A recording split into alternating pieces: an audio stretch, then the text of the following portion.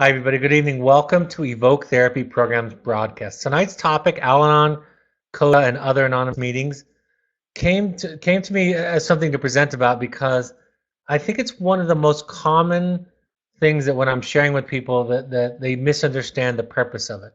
Some, even after visiting it the initial time, don't feel like it's a good fit. So I'm going to give my best case, if you will, for why this can be beneficial for all of us. I had a client one time tell me that her sister, who was in long-term recovery from alcohol, said, "You don't need to go to an Al-Anon meeting or a Coda meeting. You need to go to an AA meeting because you're an addict. It's just that you're not addicted to a substance, but you're addicted to a person." And I said, "That's exactly what Al-Anon is. That's exactly what Coda is. It's being, in essence, addicted or codependent with another person." And what that also illustrates, that story illustrates, is that a lot of alcoholics that are in recovery, that go to AA, may not know what Al-Anon is really about. I cannot tell you, and there are exceptions to this, of course, but I cannot tell you how many times I've been talking to an alcoholic or an addict in long-term recovery where AA or NA makes a difference to them. And when I introduce the idea of them attending an Al-Anon meeting or a Coda meeting, one or two times just to see what it's like, they say, "Do you think I really need it?" When it's obvious that that's what they really need. In fact, my experience tells me that at the root of all addiction are this idea of problems that we have in relationships, and that a lot of times people are self-medicating, or at least start off self-medicating, because of the feelings of shame, the feelings of dependency, the feelings of fear and anxiety and insecurity that they have in other relationships. So that's first and foremost. Let me talk about the kind of overarching idea of this broadcast. Attendance in a 12-step support group means that you acknowledge a need for help. While many of the groups, such as Al-Anon, Codependence Anonymous, and Families Anonymous, may have been created for those who are in relationship to an alcoholic or an addict, the essence of the work is about being in relationship with other human beings. Replace, replace alcoholic or addict with a loved one who is struggling. In the most general sense, it is about being in a healthy relationship with anybody. It's about how to be a self and how to create intimacy with other selves. So what it takes is it takes a little bit of flexibility when you're there to kind of substitute or see beneath the surface to the truths that we all share. In fact, I think that attending a 12-step meeting like Al-Anon or Codependence Anonymous or Families Anonymous, I think actually that the ability that you have to see the truth, the shared truth with the other people in the room is evidence of how far you've come, of your own healing. So if somebody's talking about their alcoholic spouse and you're thinking about it in terms of your daughter who has an eating disorder, if you can make the connection between those two ideas, even though, of course, there are different circumstances, one might be a 16-year-old daughter and one is an adult, a peer of yours, and there are different decisions to make there. If you can see the core concepts that are involved, I think it's wisdom of growth. And I'm going to talk about some of the other aspects of these programs besides just attending a meeting and listening to what other people have to say. So let's talk about 12 steps for all. First of all, it talks about powerlessness, about what I have control over and what I don't. And at the core of whether it's addiction to a substance or addiction to a person, it's about controlling that other person or ingesting a substance so that I feel better, right? I need something outside of me to feel better. Either in the case of a codependent, I need somebody to change or be well for me to be okay. In the case of an addict or an alcoholic, I need to ingest something external that's going to make me feel happy. This idea of a higher power, and I want to say this can be one of the biggest obstacles for many people. And so be really flexible in your idea about a higher power. Even though they use the word God in some of the steps, or God as you understand God, or higher power, understand that a higher power could be anything greater than you. It could be the universe. It could be the group of people that you meet with, right? Some people talk about God being a group of drunks at these meetings. And so it's something that can lend you support and resources, something that you can trust and rely on. Something, it's really a recognition of your own humility, of your own humanness, your own humanity in the process. So part of it is this idea of attending a group where you belong. I talk about this idea that we walk into these groups and we spend so much time in our culture, in our society, separating ourselves from resources to protect ourselves from judgment and rejection. You know, this was handed down to us by our parents that if we have problems or struggle, that means that we have something to be ashamed of. And so we walk into these meetings and we tell a little bit of our story, and those in the meeting say, "You're welcome here. This is your place. We are your people." I've always said that the most spiritual place that I feel is going to these meetings at times. I feel the same way in therapy and therapy groups also. But it's a place of love and acceptance and really feeling like who I am is okay. I might have dents and bruises and scars and wounds. I'm not perfect, but that doesn't mean that I'm not lovable, that I'm not acceptable. So the idea that you belong. Many of you talk about how your children gravitate toward a crowd or a group of people, right? That you would describe as a negative influence. But what draws them to that group of people, right? Why would they go and hang out with that group of people? It's because they find acceptance. They don't get rejected.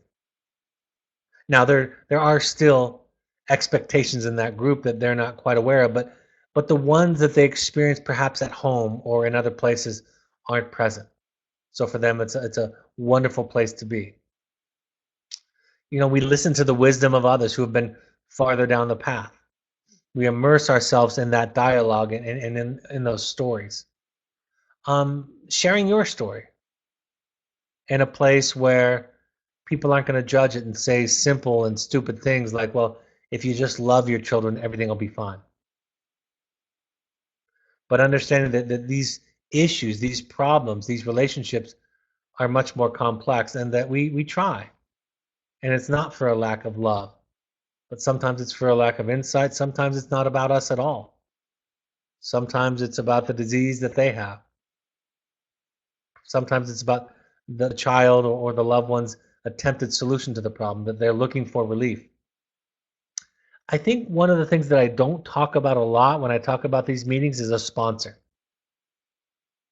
Consider getting a sponsor, and a sponsor can do something different than a therapist can do. First of all, they've committed. You vetted them that they're committed to their own work, right? You choose a sponsor. You listen to somebody share. You talk to somebody, and you ask them, "Can you be my sponsor?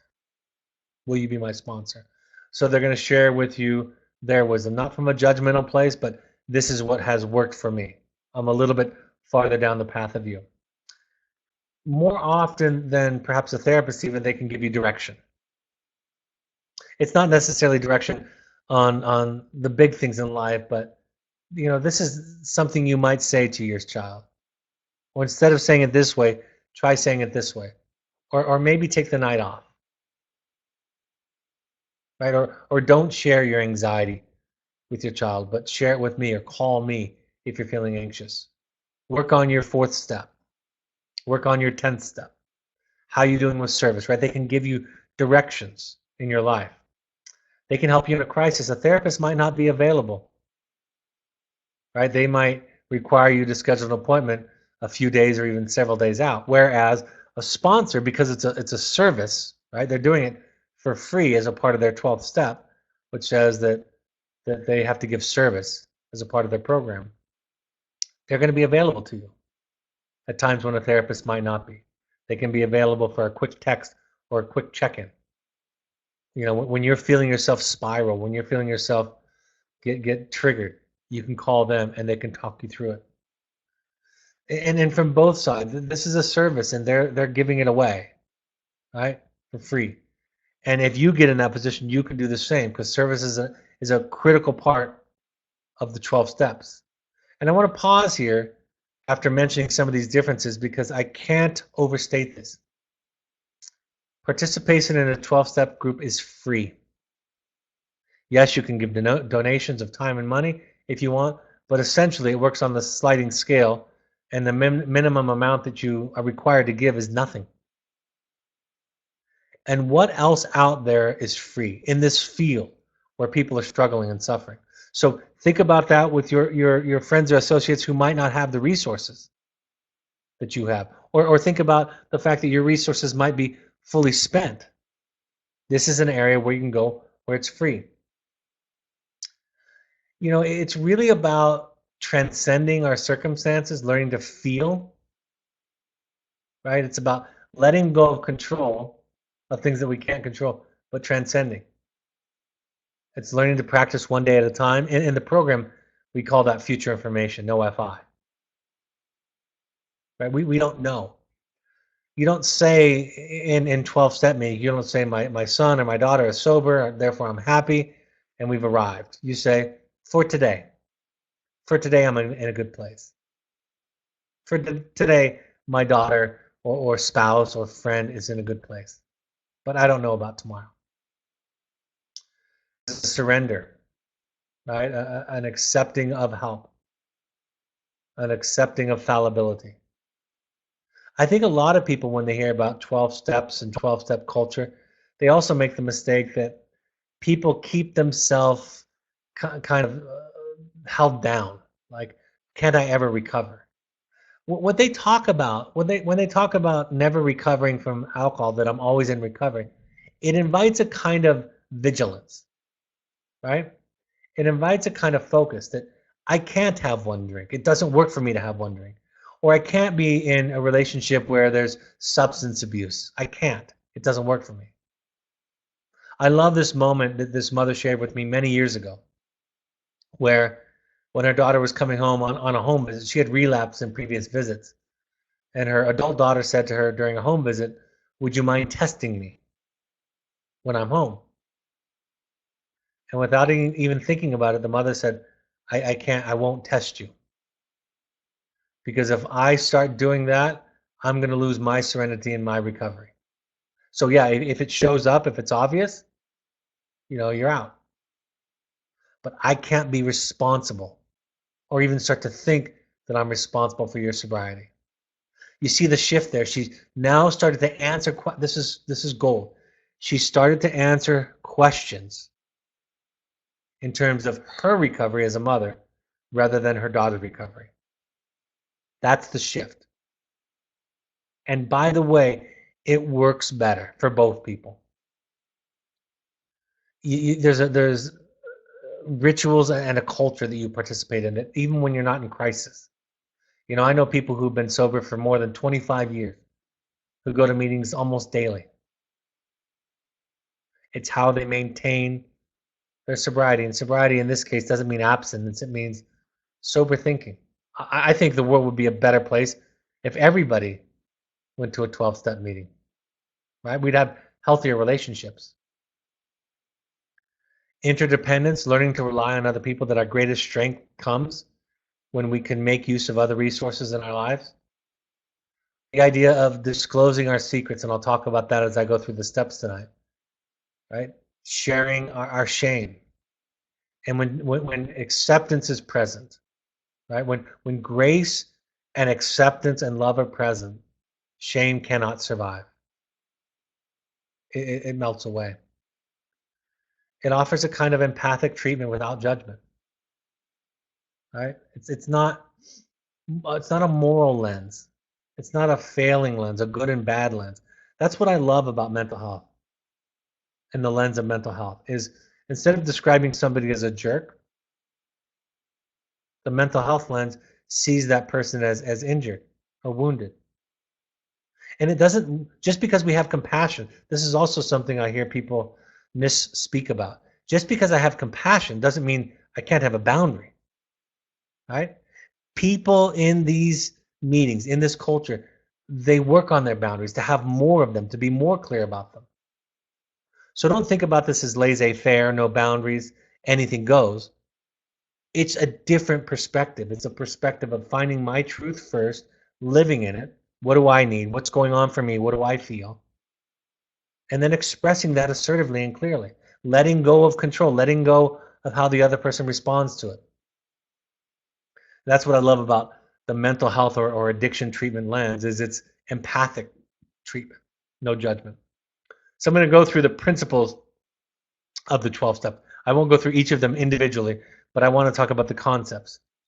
We admitted that we are powerless over alcohol, or in the case of Coda or Al-Anon, we admitted that we are powerless over other people and that our lives had become unmanageable. It's getting too crazy for us. I heard a father say just recently, I'm exhausted. I'm exhausted at trying to fix and take care of my son.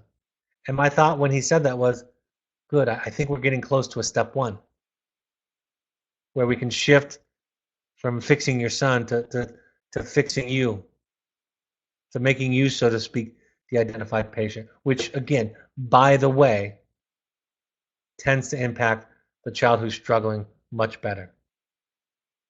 This first step is there's a teachability, a surrender to it. I remember years ago, many years ago, a woman was sharing about her son in a meeting somewhere. I can't even remember where it was, when she said, my son struggles with the 12 steps because of this idea of surrender. And so he asked that we use a different word. And I said, if your son needs a new word, he doesn't really get surrender. If he needs to come up with a special word that doesn't make him feel threatened or weak, he doesn't know what it is. But I know what surrender sounds like. I know what it sounds like in an addict. I know what it sounds like in a codependent. I know what it sounds like in myself, right? It asks for help. It says, I don't know everything. It says, this is my best guess, but I don't know if I'm right. It's not a weakness. It's not a lack of accountability. It's not an abdication of responsibility. It's an ownership of really of what I need to start working on and focusing on. It's a self-esteem born out of acceptance of fallibility. Again, the solution for self-esteem isn't to feel great. There are a lot of very, very, very successful people in the world in all walks of life who struggle with esteem. Esteem or enlightenment are accepting one's fallibility, knowing that sometimes I'm a nincompoop, right? Sometimes I'm an idiot. Sometimes I'm a jerk. I don't abdicate my responsibility in working on myself, but I don't judge that in me. I have compassion for it. Enough compassion that I can actually see where it comes from and start focusing and healing on that wound, on that starting point. So it really is a greater confidence.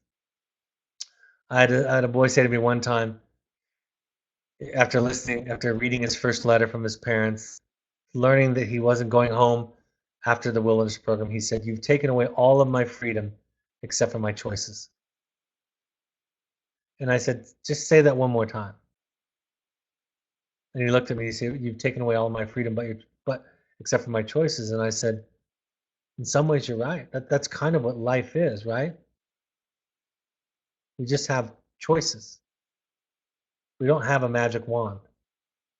We don't get everything we want. Sometimes we get cancer. Sometimes we lose loved ones. Sometimes we get a child who's struggling with depression or anxiety. Sometimes divorce happens. Sometimes we lose our job. The whole everything outside of our control category. And in the end, all we have is how do we respond to it? And that's not so easy. Just because it's a choice doesn't mean it's automatic either, but it's the only thing that we have control over. So we learn what's outside of our control. We learn about locus of control, which means that what I do makes a difference, that what I do is the most important ingredient in me being happy, not what happens to me. Yes, I'll grieve when I have loss. Yes, I can hurt when somebody says something, but ultimately, in the larger picture, what I do will make the biggest impact on the joy, the love, the connection that I have in my life. And really getting out of the manipulation. trying to control others. I used to ask this question. Haven't asked it in many months, if not years. I would ask parents to try to illustrate this idea of what's inside your control or not. I would say, who's in charge of you getting a raise at work, you or your boss? And a lot of well-intending adults, right, responsible adults would raise their hand and say, I'm responsible for me getting a raise at work. And I would say, okay, is it possible to be a great employee and not get a raise at work? And of course, everybody would agree, yes, it's possible. And is it also possible to not be a great employee and get a raise at work? And everybody agrees it's absolutely possible. So in the end, what you're responsible for as an employee is you're responsible for working hard, having integrity, learning the skills that the job asks. And if your boss is a good boss, he or she is responsible for recognizing that, but that's not inside of your control. It's not dissimilar from the idea of you can't control how your child feels. You can't control whether they feel loved. All you can control is whether you love them or not. And while the two relate, they're also distinctly different. If you focus on trying to get your child to feel loved, you're focusing on something outside of your control, and your child will feel that cost. But if you focus on loving and developing your capacity to love, you do nothing but good for your child, or for anybody for that matter. Going on to the second, excuse me, the second step. I may have skipped one here, actually. I don't know what's happening to the slideshow, so let me take a minute. Sorry. I'll edit that out of the podcast.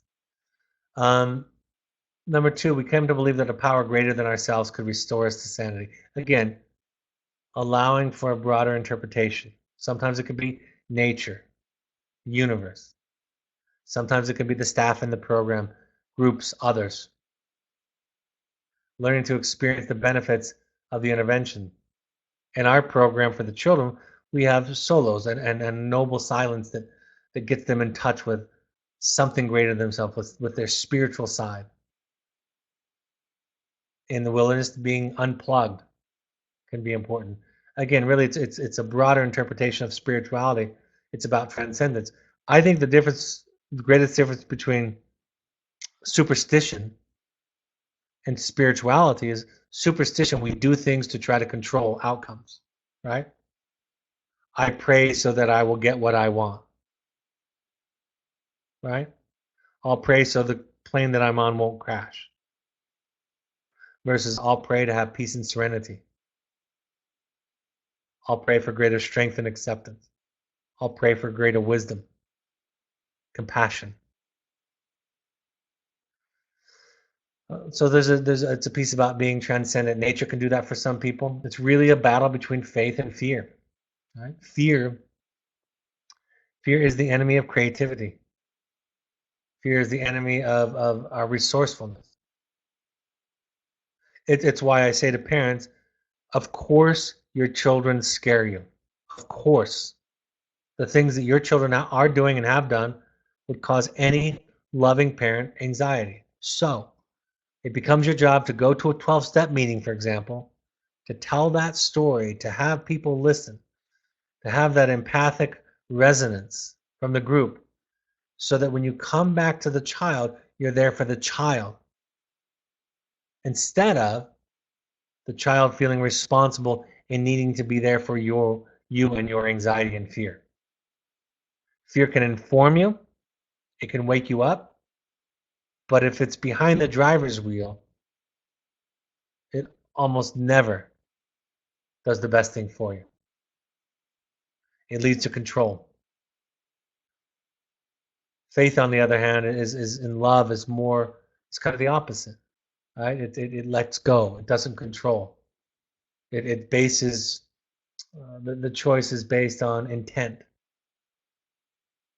knowing it will be okay. Step three: made a decision to turn our will and our lives over to the care of our higher power as we understand Him. Right? Learning to trust, finding that source. I talked about this with the students all the time. They saw me as in control, right? You get to make decisions and recommendations. You're playing God, right?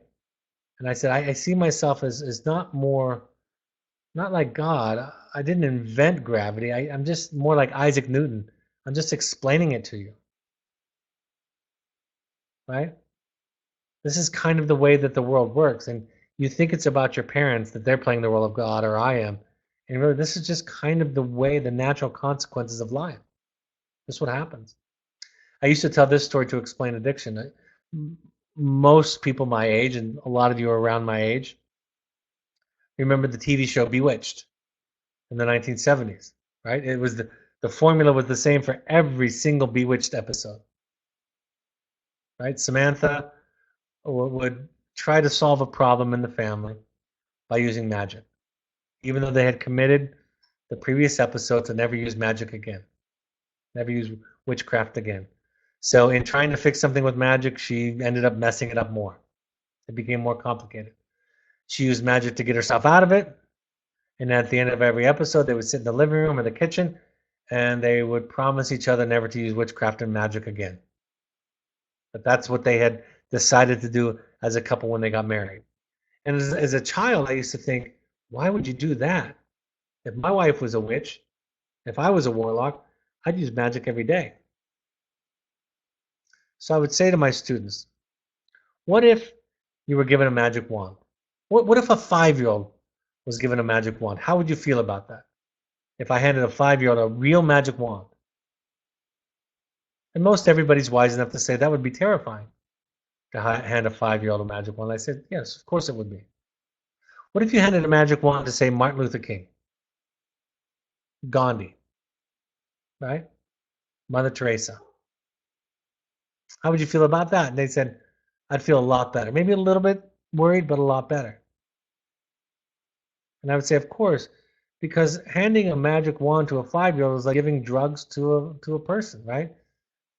To an addict. If you can control something, you're going to try to control something. And the reason that Darren and Samantha committed to not using magic, we all know that intrinsically because they knew that there was value in going through the difficulties of life. So if we try to use our magic wand of drugs or substances or alcohol, if we try to use it by our great gift to manipulate other people, right, we miss the spiritual growth.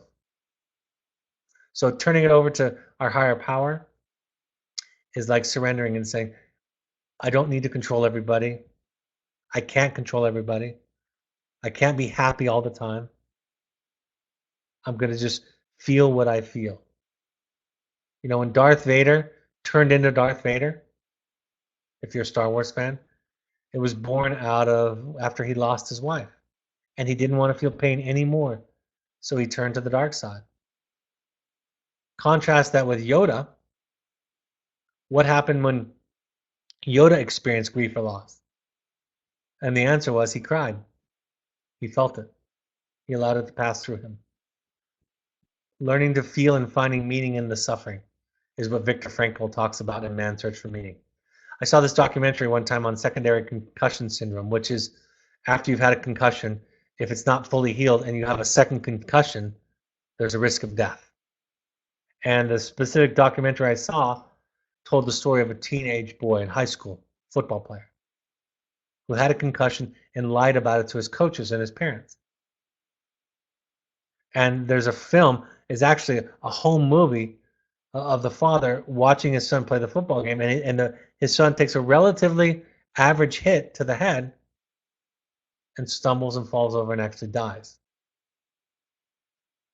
And so that story, I told that story to the students a lot. I tell the parents the same thing, is why didn't he tell the truth? Well, he didn't tell the truth because if he had told his coaches and his parents that he still had headaches and blurry vision, now they have protocol, right, where you have to pass a test because they don't trust the football players themselves. They'll put their lives at risk for the game or for the paycheck or for whatever it is. If he had told his parents or the coaches or the medical staff that he had a headache still and blurry vision, they would have not let him play, and that would have felt like a punishment. But in reality, it meant that his life was being saved. And so that's what turning your life over. It means I'm going to tell the truth and I'm going to deal with the consequences. And if I'm an alcoholic or an addict or a codependent, I need help. I need treatment, which means I might not be able to use, drink recreationally. I might not be able to come over and try to help you with your crisis.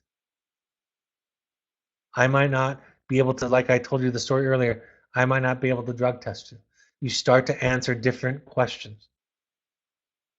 They come from a different place. It's this idea of you don't know everything and you aren't in control of everything. Now we start to talk about the shame aspects of the 12 steps. The fourth step is making a searching and fearless moral inventory of ourselves, right? All the people that we've harmed. In our program, we ask parents to do a life story. Not necessarily for your child, but for you. Share it with at least one other person. Share it with your therapist instead of Oak. You can be asked to write more than one draft. It's not about apologies or promises. It's about owning it, telling the story, with the ultimate risk that you're going to receive the kind of judgment that you have in the past. But if you tell it to a therapist, to an empathic other, what you'll find is acceptance and love. And by the way, that will make you never want to do some of those things again. So some people think that the only way to kind of cure bad behavior is through guilt and shame. And that's only a temporary, it's at times a powerful fix, but it's only a temporary fix. Only through healing the shame do we really heal the core, the root of the issue. It's a process. We put ourselves under a microscope. That's what step 5 is. We share it with somebody else. We admit to God, to ourselves, and to another human being the exact nature of our wrongs.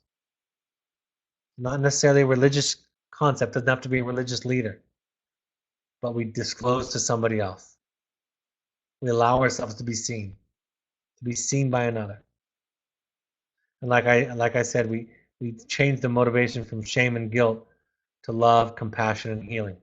There's a saying in the 12 steps that says, you're only as sick as your secrets, right? Shame is at the root of addiction to substances or to other people. Steps 6 and 7, entirely ready to have God or our higher power remove our defects of character and humbly ask Him to remove our shortcomings. It's the process of asking for help, going to 12 steps, going to a therapist, asking for healing. It's not about convincing. We tell the students this all the time. Although sometimes parents want to be convinced and want to be promised and apologized to, that's not the most important thing in the process. In fact, that can be counterproductive sometimes. The internalization is measured by the path that the person is walking, not by what they say. Right? This is a confidence that comes from humility and surrender. They're not opposites. They're parts of the same aspect of personality. And change happens slow.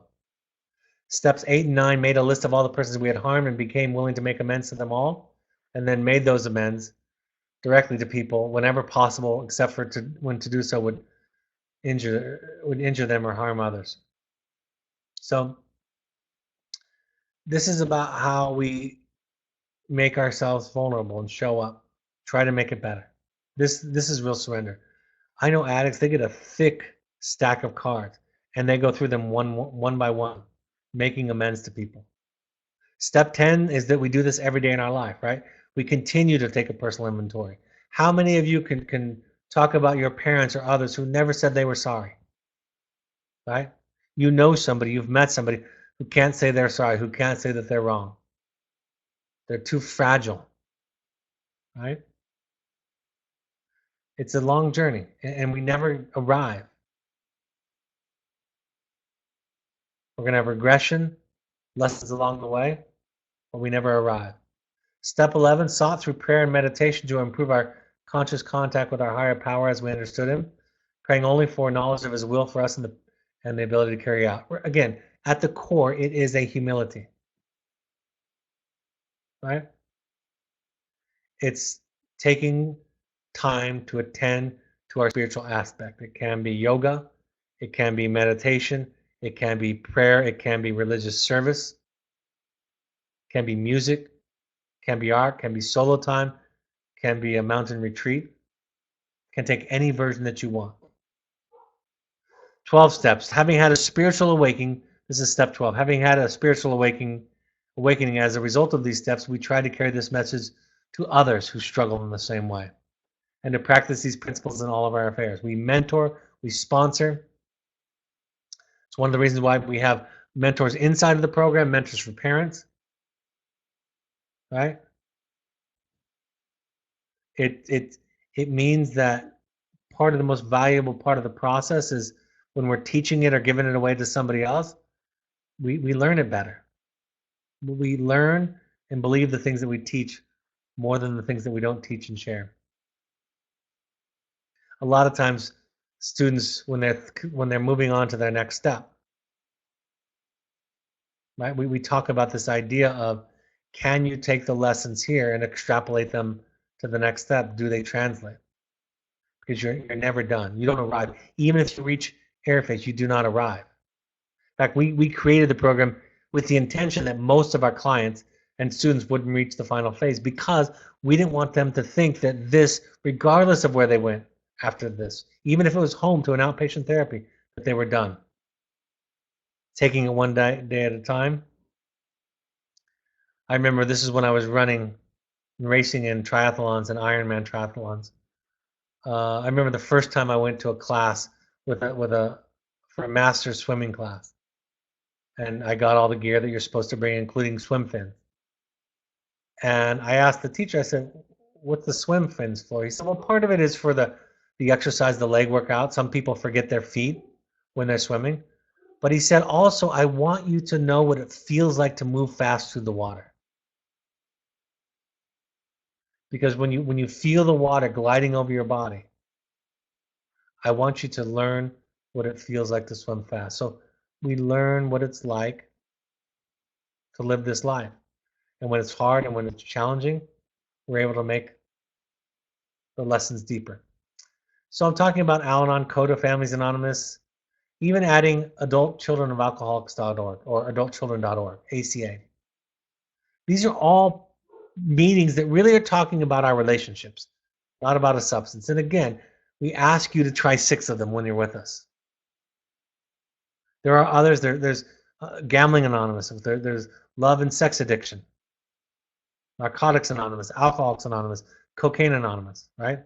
There's a whole lot of 12-step meetings, but at their core, they're all the same, because at their core, it's about a new sensibility. So try it. Try it 6 times.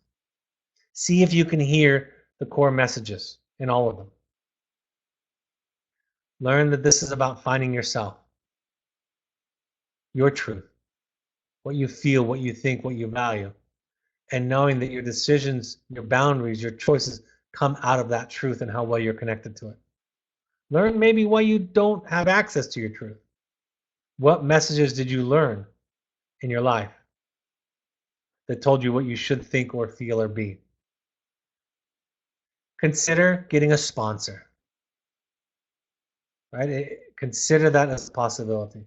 See what that's like. Talk to somebody who has more experience at one of the meetings you go to and ask some questions. Consider sharing at a meeting, standing up and telling your story. And most of all, listen, listen, listen. Listen and see if you can hear the wisdom in other people's struggles and stories.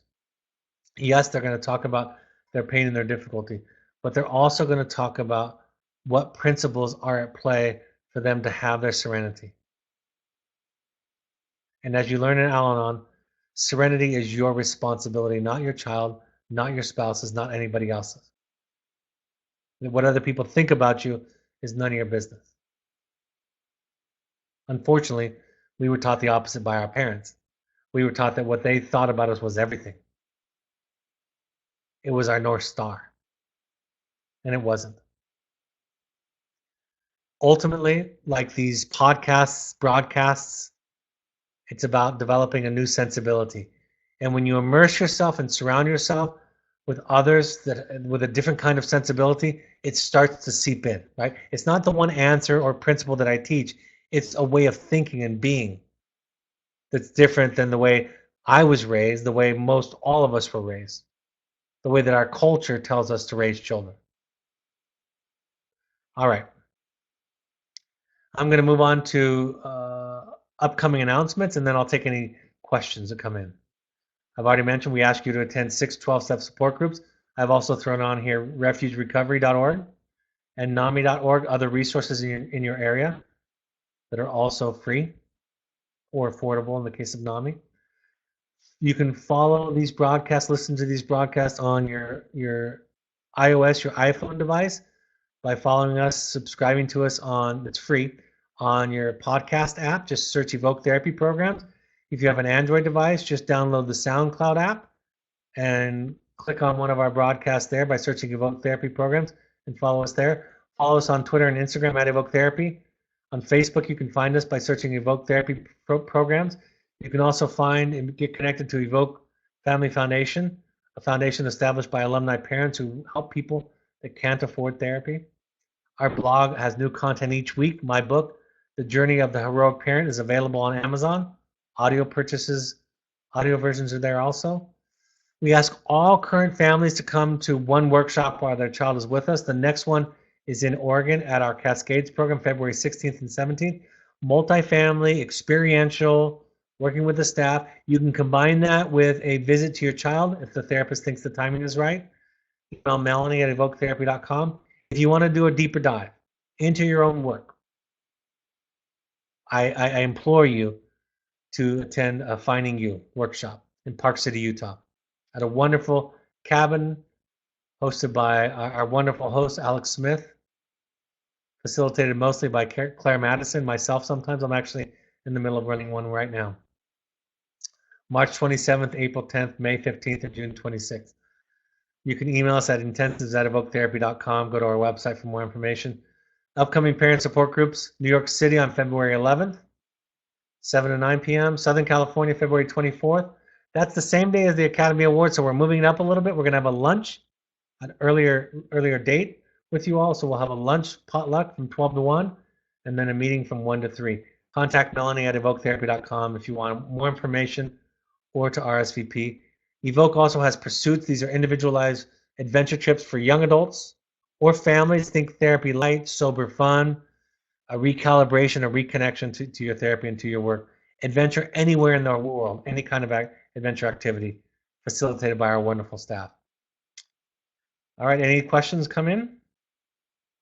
Looks like we have no questions come in. So, with that, our next broadcast will be on co-parenting, especially for those of you who have a complaint or a difficulty in a parent who doesn't support you or the process, who doesn't co-parent well. And that can be a painful and difficult process. That'll be this Wednesday, 2 nights from now, January 23rd at 7 p.m. Mountain Time. So looking forward to that.